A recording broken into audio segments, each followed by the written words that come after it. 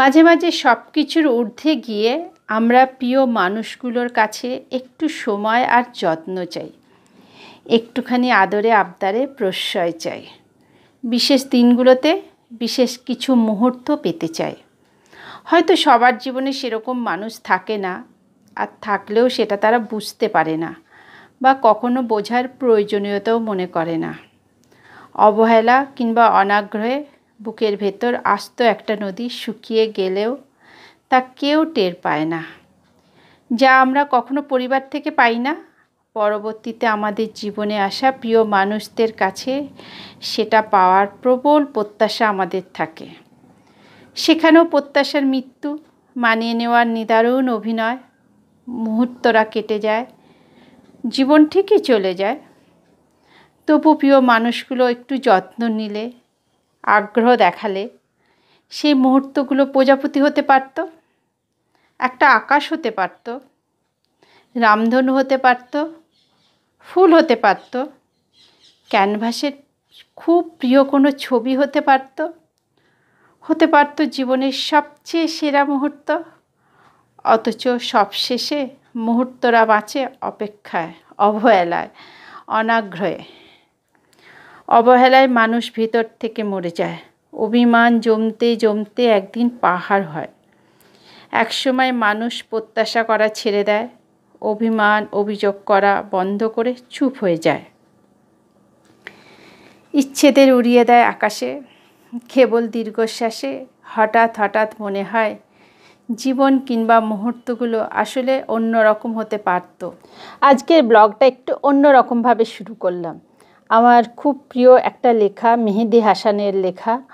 তো এই লেখাটা আমার ভীষণ ভালো লেগেছে। তো ভেবেছিলাম কোনো একটা ব্লগে আমি এগুলো শেয়ার করব। তো আজকে শেয়ার করলাম সেটা তোমাদের। তো কেমন লাগলো অবশ্যই জানিও, শুনলে বলো কেমন লাগলো। আমাদের প্রত্যেকের হয়তো মনে এরকম একটা প্রত্যাশা থাকে, তাই না?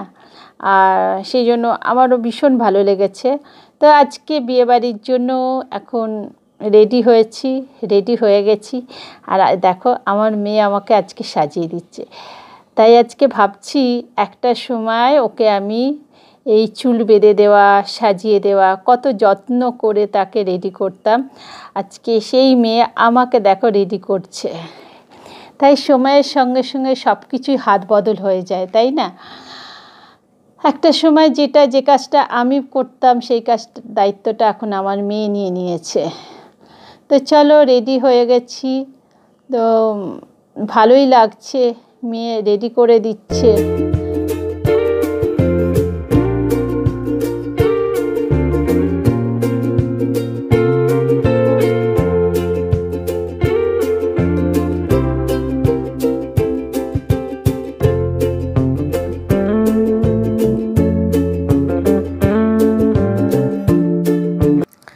চলো আমরা রেডি হয়ে গেছি। আর তিতলি মন দিয়ে বসে এখন ওলা বুক করছে।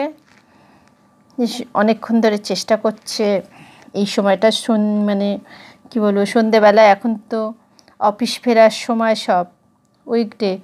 তো এই সময়টা ওলা পাওয়াটা খুব চাপের ব্যাপার একটা। বুকিং নিচ্ছিল না, যে অবশেষে পেয়েছি। তো আমরা এখন রওনা দিচ্ছি। তো চলো তোমাদের সাথে একদম বিয়েবাড়িতে গিয়ে দেখা হবে।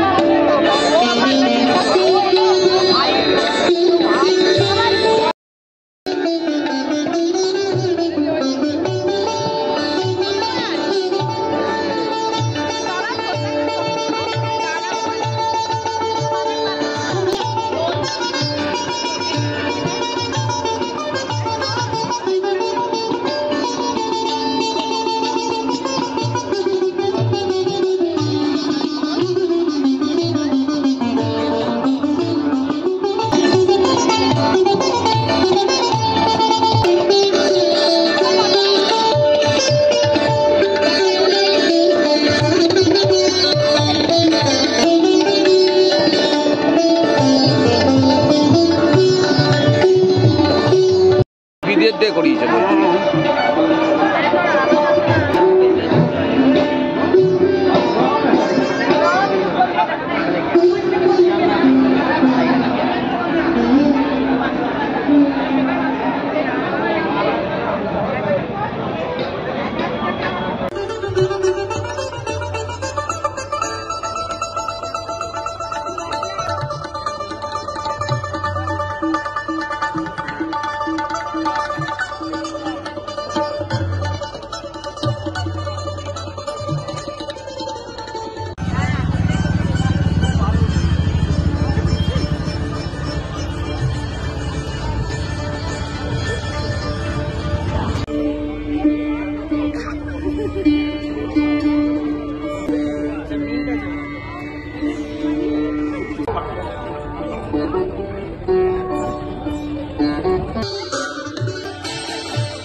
তিতলি আমাকে বলছে তুমি বিয়ে বাড়িতে এসে থেকে শুধু খেয়েই যাচ্ছ। তো কি করব, খাওয়ার জন্যই তো এসেছি।